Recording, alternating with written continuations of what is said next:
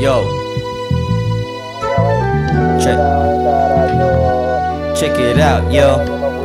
Mic check.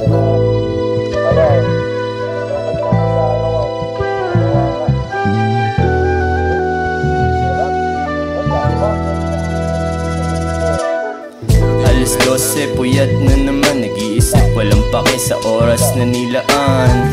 Aking boses, basag na naman, naging gutom, binubusog, kaya utak merong laman. Dami mata sa paligid, parang ako'y trippin. Kasaluwa, tapos yung iba sira yung ngipin.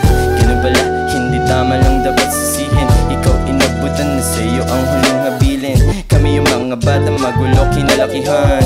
Kanya-kanya tayo, wag ka na mangialam. Sa totoo lang, hindi yung joke, hindi naglalaro.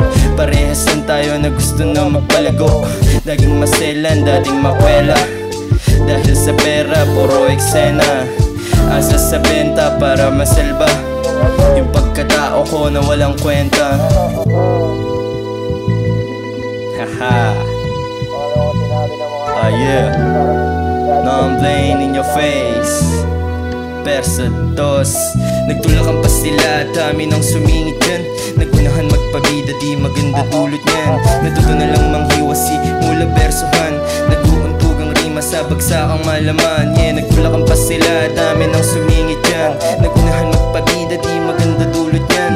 Natuto na lang manghiwasi mula bersuhan. Nag-uuntugang rima sa bagsakang malaman.